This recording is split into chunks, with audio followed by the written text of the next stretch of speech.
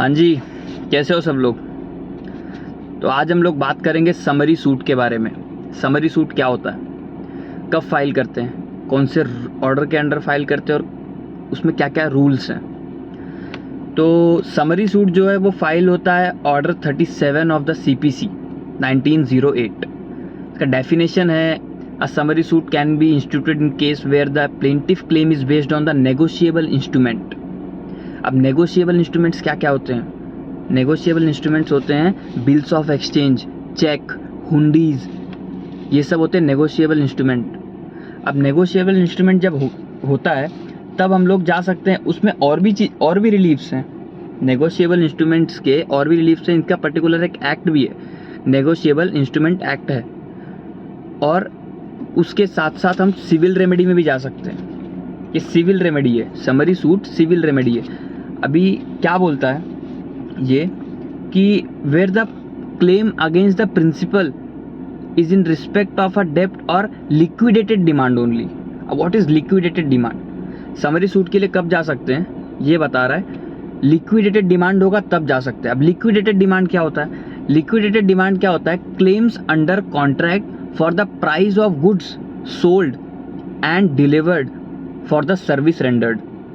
मतलब जितने भी पर्टिकुलर अमाउंट का गुड्स मैंने बेचा है या फिर मैंने डिलीवरी ली है किसी गुड्स की, उस केस में क्या होता है, बिल्स ऑफ एक्सचेंज होता है, वहाँ पे हम समरी सूट के लिए जा सकते हैं।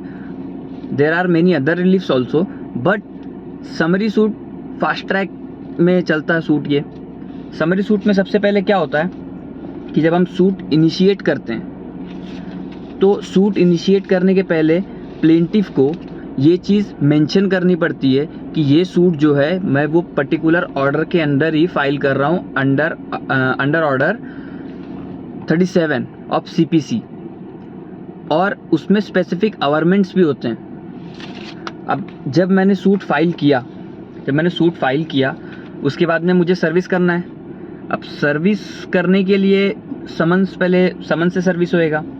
सर्विस में समन्स सर्विस करेंगे, समन्स के साथ में प्लेंट होगा, प्लेंट के साथ में जितने एग्जिबिट एनेक्स्चर्स लगे होंगे वो होंगे, और डिफेंडेंट के पास हम ये सर्विस करेंगे जिसके अगेंस्ट में मैंने ये केस फाइल किया है या फिर जिसके अगेंस्ट में मैंने ये सूट इनिशिएट किया है। सर्विस होने के बाद, जिस दिन से सर्विस होता है उस दिन के बाद से 10 दिन का टाइम होता है डिफेंडेंट के पास कि वो आके अपना रिप्लाई फाइल करे, या फिर अपना जो कुछ भी है, मतलब जो भी फैक्ट्स नहीं, अगर मैं प्लेंटिफ को मैंने फैक्ट्स नहीं डाले हैं तो वो आके तुम बताओ। उसके लिए उसको फाइल करना पड़ता है लीव टू डिफेंड। अब वो आएंगे, लीव टू डिफेंड फाइल करेंगे, और वही 10 दिन के अंदर मुझे, सर्विस होने के 10 दिन के अंदर मुझे समन्स फॉर जजमेंट फाइल करना पड़ता है। समन्स फॉर जजमेंट फाइल किया मैंने, उसके बाद मुझे वो समन्स फॉर जजमेंट भी सर्विस करना है डिफेंडेंट के पास। डिफेंडेंट को ये सर्व होगा। अब 10 दिन के अंदर अगर उन्होंने अपना रिप्लाई नहीं फाइल किया तो जजमेंट मेरे फेवर में हो जाएगा। फिर उनको डिले फाइल करना पड़ेगा अगर कुछ डिले है तो, या फिर उनको बताना पड़ेगा कि मुझे डिले क्यों हुआ ये फाइल करने में।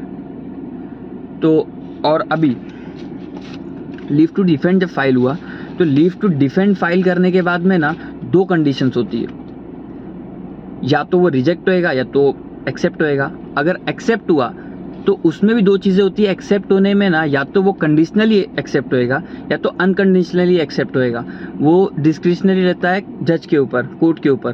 कोर्ट का डिस्क्रिशन है, अगर वो सेटिस्फाई हो गए, कोर्ट सेटिस्फाई हो गई कि नहीं इनका क्लेम नहीं बनता, या फिर XYZ कुछ भी रीज़न आ गया उनके दिमाग में, एक पिन का पॉइंट कि भाई ये गलत हो सकता है या फिर ये सही हो सकता है, तो वो लीव टू डिफेंड अलाउड करेंगे। अब कंडीशनली या अनकंडीशनली, अगर अनकंडीशनली अलाउड कर दिए तब तो फिर सूट रेगुलर सूट जैसा चलेगा, एविडेंस फाइल होगा, चीफ होगा, क्रॉस होगा, वैसे चलेगा।